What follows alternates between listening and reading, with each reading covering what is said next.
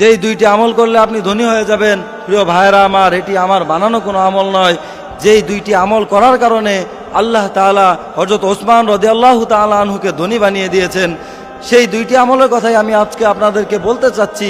তার মধ্যে একটি আমল হলো, কখনোই খাবার অপচয় করা যাবে না এবং শুকরিয়া আদায় করতে হবে। তার মধ্যে থেকে এক নাম্বার হলো কি, খাবার অপচয় করা যাবে না এবং শুকরিয়া আদায় করতে হবে।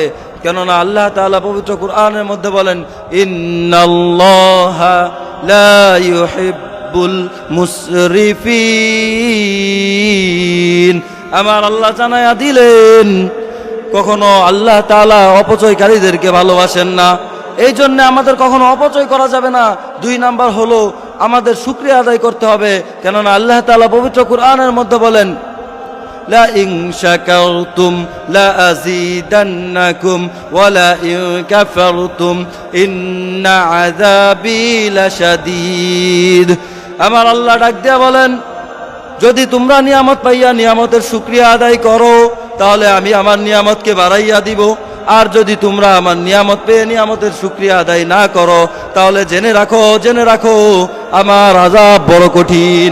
এই জন্য আমাদের উচিত হলো নিয়ামতের শুকরিয়া আদায় করা। কেননা যদি আমরা নিয়ামতের শুকরিয়া আদায় না করি তাহলে আমাদের নিয়ামতকে ছিনিয়ে নেওয়া হবে।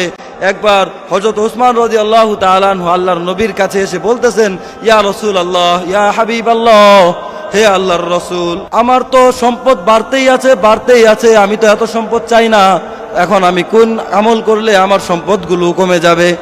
তখন হযরত মুহাম্মদ মুস্তাফা সাল্লাল্লাহু আলাইহি ওয়াসাল্লাম ওসমান রাদিয়াল্লাহু তাআলা আনহুকে বলে দিলেন, তুমি কিভাবে খাবার খাও যেই কারণে তোমার ধন সম্পদ বাড়তেই আছে।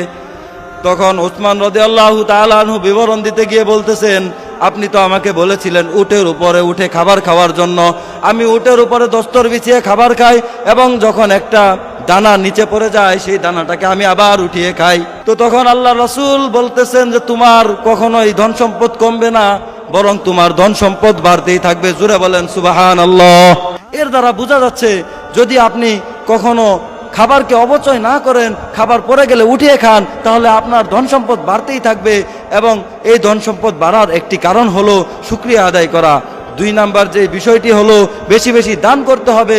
কেননা দান করার কারণে আল্লাহ তাআলা আপনার বালা মুসিবতকে দূর করে দিবেন, আপনার রিজিকের মধ্যে বরকত দিবেন, আপনি ধনী হয়ে যাবেন। কেননা আল্লাহর রাসূল বলেছেন, আস সাদাকাতু তারুদ্দুল বালা, সদকা মানুষের সমস্ত বিপদ আপদকে দূর করে দেয়। এই জন্য আমাদের উচিত হলো বেশি বেশি সদকা করা, বেশি বেশি দান সদকা করা।